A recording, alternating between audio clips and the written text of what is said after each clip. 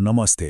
जब मौसम अलिअलि चिसो हुन थाल्छ, हावामा जमराको मगमग बास्ना आउँछ अनि आकाश रङ्गीन चङ्गाले भरिन्छ, तब थाहा हुन्छ कि नेपालको सबैभन्दा ठूलो पर्व दशैँ आइपुग्यो। आउनुहोस् आज हामी यही दशैँको सांस्कृतिक सौन्दर्य र यसको गहिरो अर्थलाई अलि नजिकबाट निहालौँ। कति साँचो कुरा। दशैँको असली मजा सायद यस्तै साना साना कुरामा नै त छ, होइन र? ठूला ठूला कथाहरूमा पुग्नुभन्दा अगाडि सुरु चाहिँ दशैँको यही रमाइलो अनुभूतिबाटै गरौँ न। दशैँले त नेपालको माहौल नै बेग्लै बनाइदिन्छ, होइन? आकाशमा हेऱ्यो रङ्गीचङ्गी चङ्गाहरू, गाउँ सहरतिर गयो अग्ला अग्ला लिङ्गेपिङ, अनि घर घरमा त्यो जमराको हरियो र सुनौलो रङले त झनै झलमल्ल पार्छ। चारैतिर एउटा छुट्टै रौनक, एउटा छुट्टै उत्सव। र यो रौनक सामान्य होइन नि। दशैँ नेपालको सबैभन्दा महत्त्वपूर्ण पर्व हो।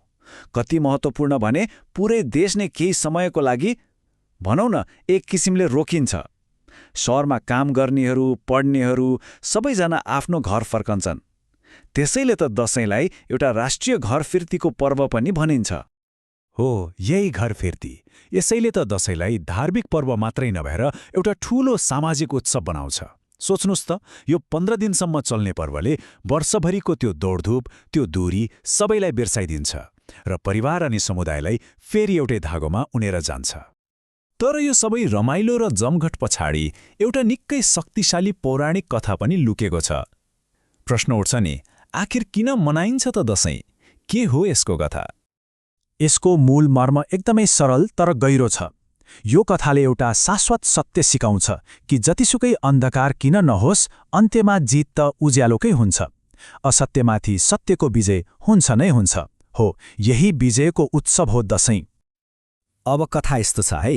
महिषासुर नामको एउटा एकदमै शक्तिशाली राक्षस थियो, जसले आफ्नो आतंकले देवताहरूलाई समेत हैरान बनायो।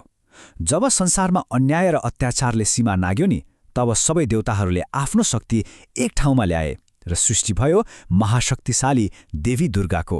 त्यसपछि सुरु भयो देवी र त्यो राक्षस बीचको भयङ्कर युद्ध। 9 दिन 9 रातसम्म लगातार।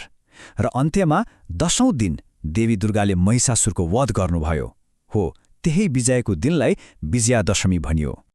यो उखानले दशैँको कथाको सार मात्रै बताउँदैन, यसले त हामी सबैलाई एउटा गहिरो विश्वास दिन्छ कि जीवनमा जतिसुकै चुनौतीहरू आए पनि यदि हामी सत्यको बाटोमा छौँ भने हाम्रो हार कहिल्यै हुँदैन। ल, यो त भयो पौराणिक कथा। तर आजको दिनमा हामी यो विजयलाई कसरी मनाउँछौँ त? हो, दशैँका विभिन्न रीतिरिवाज र अनुष्ठानहरूले यही कथालाई हरेक वर्ष जीवन्त बनाउँछन्। अब दशैँको सुरुवात हुन्छ पहिलो दिन घटस्थापनाबाट। यस दिन के गरिन्छ भने घरको पूजा कोठामा एउटा सफा माटोको भाँडोमा जौको दाना रोपिन्छ। हो, त्यही हो जमरा।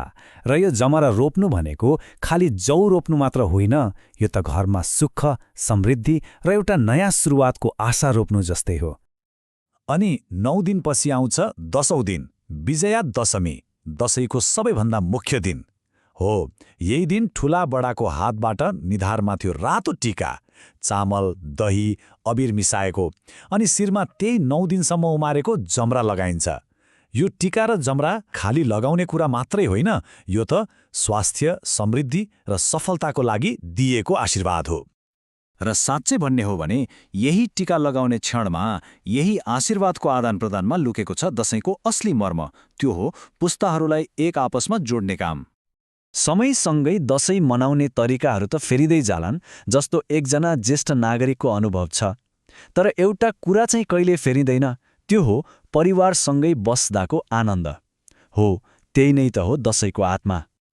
र यो भावना यो आजको दौडधुपको जिन्दगीमा पनि उत्तिकै बलियो छ। आजको कामकाजी पुस्तालाई सोध्नुभयो भने उनीहरू पनि यही भन्छन् कि ठूला बडाबाट पाएको त्यो टीका र आशीर्वादले आउने वर्षभरि काम गर्न, दौडिनुको लागि एउटा छुट्टै ऊर्जा, एउटा अदृश्य शक्ति दिन्छ। त्यसैले भन्न सकिन्छ कि दशैँ एउटा पर्व मात्रै होइन, यो त सम्बन्धहरूलाई फेरि ताजा बनाउने, मनमा भएका मनमुटावहरू बिर्सेर एक हुने, र सबैभन्दा महत्त्वपूर्ण कुरा, ठूला बडाको माया र आशीर्वादलाई अर्को पुस्तासम्म पुर्याउने एउटा सुन्दर अवसर हो। त्यसो भए समग्रमा दशैँको सार के रहेछ त? पहिलो, असत्यमाथि सत्यको विजय। दोस्रो, फसल र समृद्धिको लागि धन्यवाद। तेस्रो, पारिवारिक एकता र सम्बन्धको नवीकरण। र चौथो, एउटा उज्जवल भविष्यको लागि आशा। र अन्त्यमा दशैंले हामीलाई आफ्नै जीवनतर्फ फर्केर सोच्न लगाउँछ। यसले एउटा प्रश्न छोडेर जान्छ, हाम्रा जीवनमा त्यस्ता कुन परम्पराहरू छन् जसले हाम्रो परिवारलाई यसरी नै जोड्छन् र सम्बन्धलाई नयाँ बनाउँछन्। यही प्रश्नमाथि विचार गर्दै सबैको दशैं सुख, शान्ति र सम्बन्धको न्यानोपनले भरिपूर्ण होस्। विजया दशमीको धेरै धेरै शुभकामना।